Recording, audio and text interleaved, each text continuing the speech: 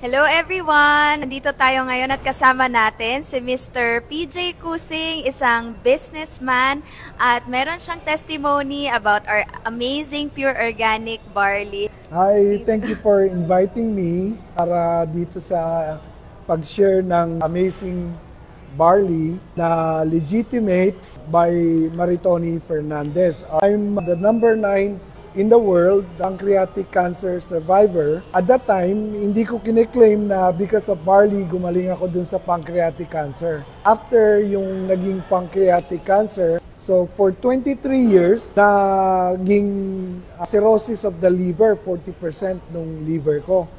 And then the 60% naging damage due to fatty liver. Nagkakaroon ako ng mga episode na bigla akong walang malay kasi pagka yung dugo ko hindi nalinis sa mabuti, dumaan sa puso ko, umakyat sa utak ko, yung ammonia tumataas. Tumataas na over 300 yung ammonia. So once na mangyari doon, hindi ko na alam kung sino ako, hindi ko na alam kung nasan ako. So parang naging regular na sa akin tuwing uwi ko ng San Francisco because of the long haul. Pag uwi ko, after 2 days, dire-diretso ako ng ER. So magigising na lang ako na, bakit ako nandito? Sasabihin na lang nung anak ko na, Dad, kasi nagkaroon ka na naman ng episode. Pabalik-balik, gano'n ang naging buhay ko. Ang ginawa ng doktor, kasi sa test na high ammonia ako, so unang-una is to test my liver. So nung tinest ng liver ko, first time, which was 2022, ng November, lumabas dun sa result nung liver test ko, 26.7 yung stiffness. Kasi pag matigas na yung bali magiging cirrhosis na yon. Ang functionality ng liver ko, 369.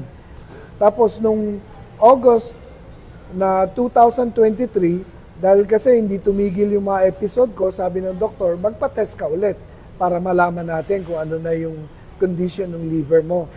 So lumabas dun sa test, so lalong tumigas.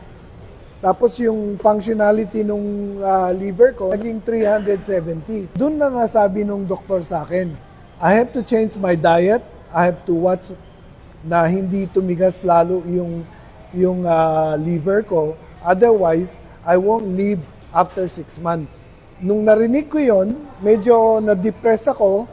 Imbis na energize ako na, may pwede na akong mag-relax ng konti. Naiisip ko ngayon is, bata pa ako, 68 pa lang ako. Tapos, binigyan na ako ng tanning na 6 months. Paano yung mga apo ko?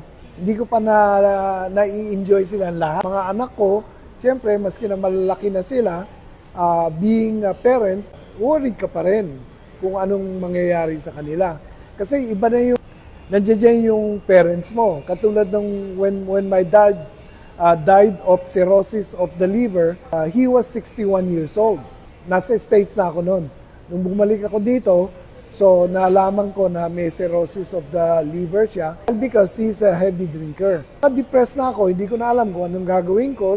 Sabi ng doktor, you have to take all these synthetic drugs para matulungan ka na lumambot yung liver mo. So, I was taking 15 to 16 synthetic drugs every day. So since last year, yun ang ginagawa ko.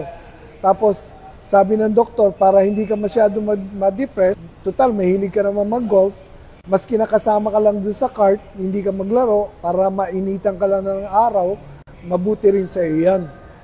Bukod doon, tumaas din yung diabetes ko. Binago na rin naman ng doktor yung gamot ko for diabetes.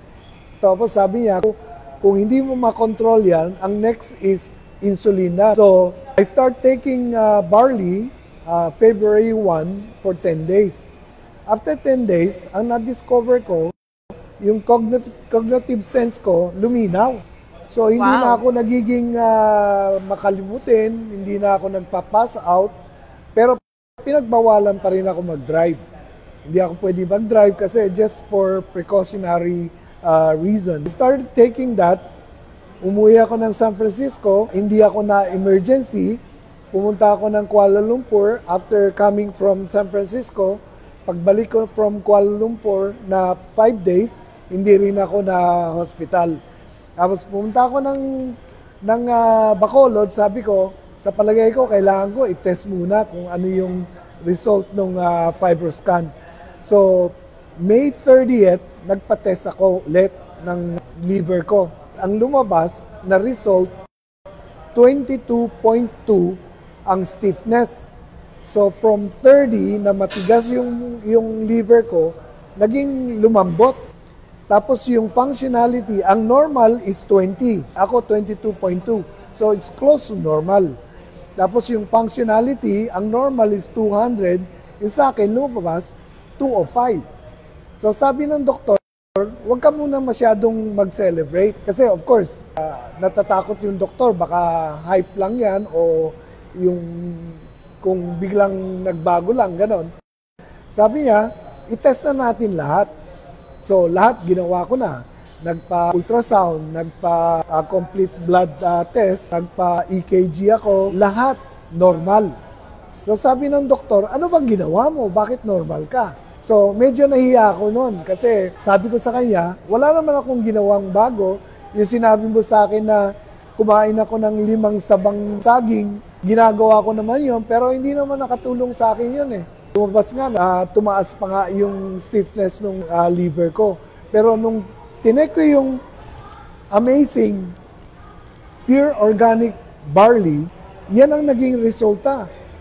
So sabi ng doktor, wala kang talagang ibang ininom kung hindi yan lang? Sabi ko, yes doc. O sabi niya, sige, maniniwala ako sa'yo, pero you have to come back after 3 months. I-test natin ulit. O sinabi ko dun sa doktor, sabi ko, Doc, sabi mo, I have 6 months to live.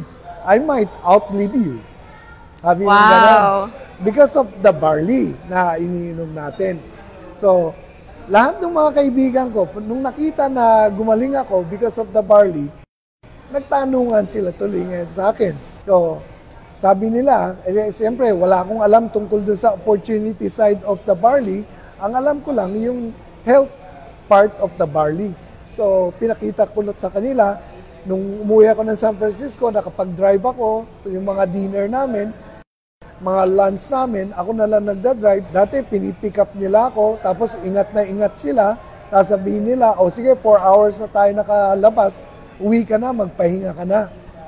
Pero hindi ako makatulog before. 2 hours lang ang tulog ko. Magmula nung nagbabarley ako, now I'm sleeping 6 to 7 hours a day. Wow. Walang Thank sleeping pills. So, I used to wake up the whole night, wala akong ginagawa. So, nakatulala lang ako ganyan. Iniisip ko, mamamatay na ako.